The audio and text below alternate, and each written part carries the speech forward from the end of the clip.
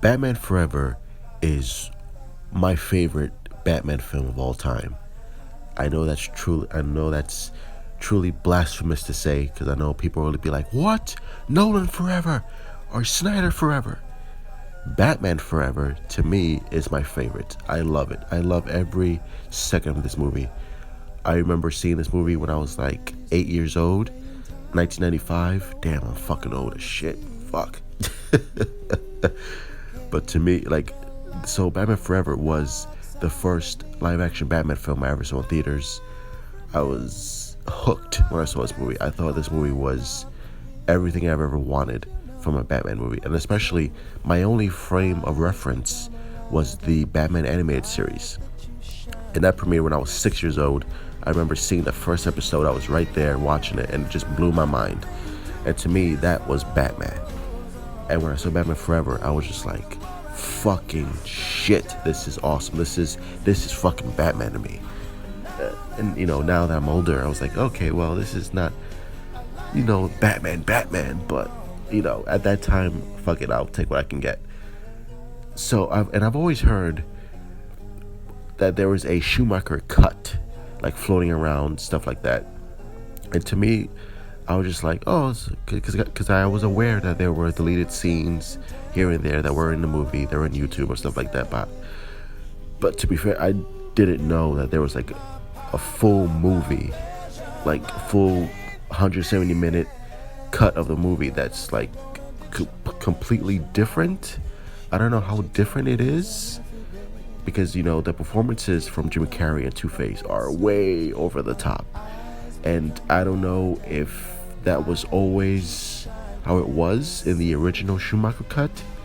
Maybe slightly less fucking crazy, but I know there was like some scenes that were a little bit more darker, more psychological.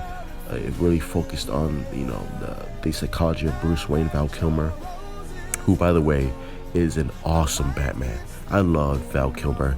I think, to me, he didn't get a fair shot. His performance, especially like if there's a darker version, holy shit, his performance as Batman is awesome.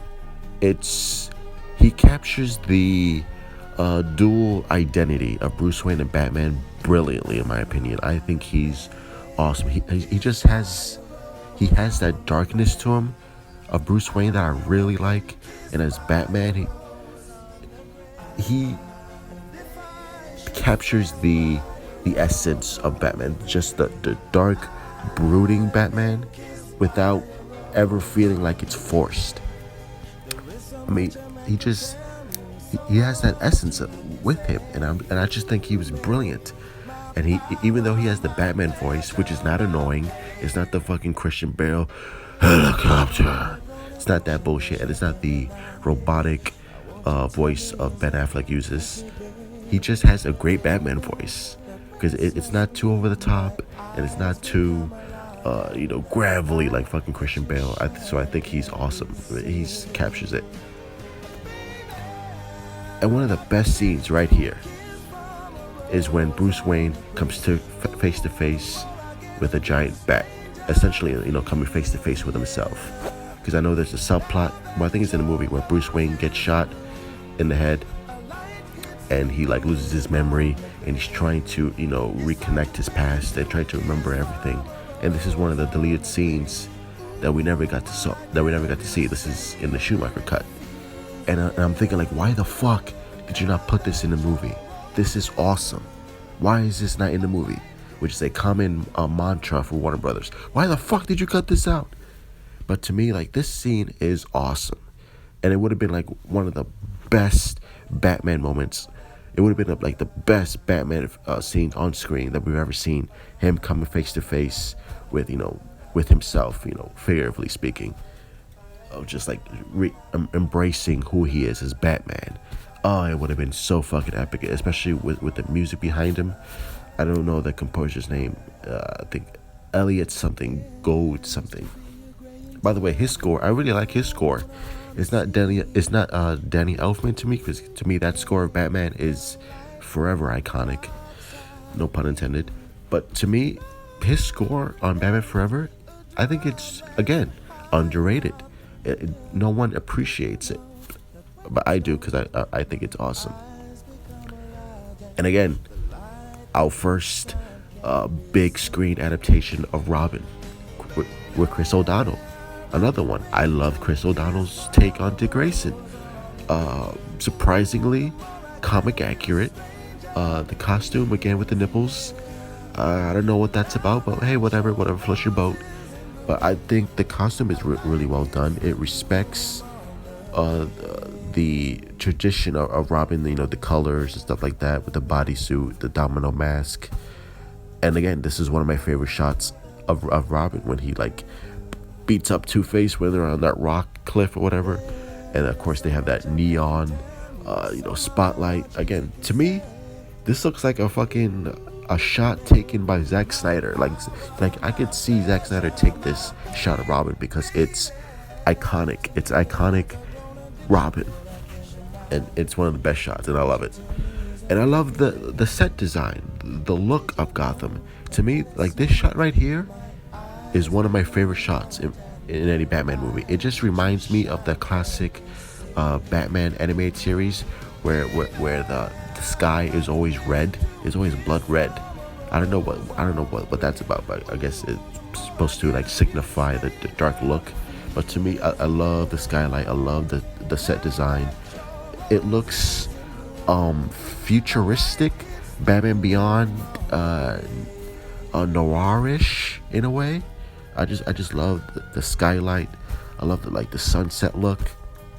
I love the Gotham City design again because Gotham is supposed to be a character, like Gotham is a character upon itself. So it's supposed to have a specific look to it. It's supposed to have a personality to it. It's supposed to have like this. It's a character, and I want it to be a character in the film. Batman is a larger than life character, and Gotham should be a character in on itself.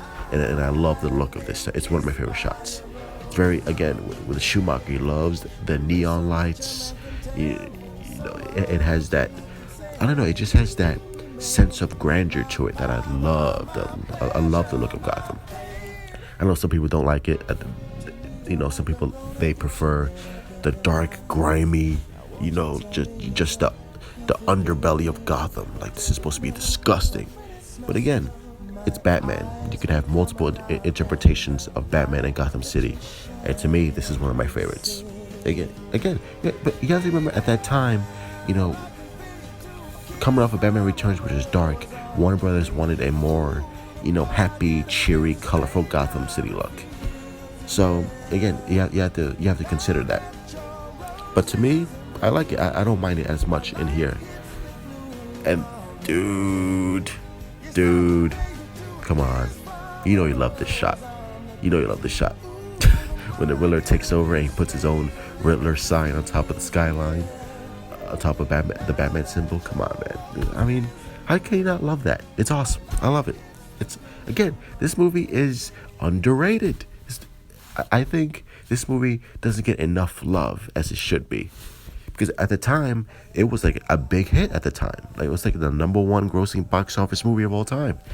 Like during 1995 and stuff like that. So, again, it gets love. And it gets shit on a lot. But to me, I love it.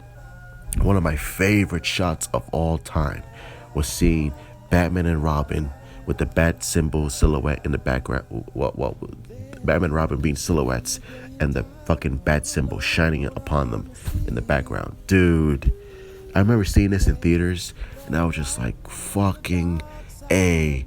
This movie is a 10 out of 10. Like, this is the best movie I've ever seen in my life. Like, it's awesome. It's a great shot. And I know the shot at the thumbnail with them standing on the gargoyle was the original shot because it's supposed to continue the Michael Keaton Tim Burton universe. So, but to me, this shot, I prefer this shot. I think it's awesome. I love it. Classic. And again, rest in peace to Joel Schumacher. I mean, the man did Batman Forever and he did Batman and Robin. But again, I don't blame him. But see his other movies. See Falling Down with Michael Douglas, amazing. See The Lost Boys, one of my favorite movies of all time. see Phantom of the Opera, which a movie I didn't see, but I hear it's like really good. Joel Schumacher, I mean, he is a prolific filmmaker. He's done great movies, not just Batman and not just the Batman movies, but see his other work. He's a great filmmaker. You can tell that he loved making Batman Forever. You know, he loved the character. He loved making movies. He was a great filmmaker. See, Phone Booth, another one by Colin Farrell, another underrated movie. Dude, like, he was awesome. He was awesome, and I hope he did a great Batman movie in my opinion. And he did great movies. So rest in peace, Joel Schumacher. You were a great guy, even though I didn't know you, but I assume you're a great guy. Tribute to the great Joel Schumacher. Thank you for the Batman movies and for being a great filmmaker.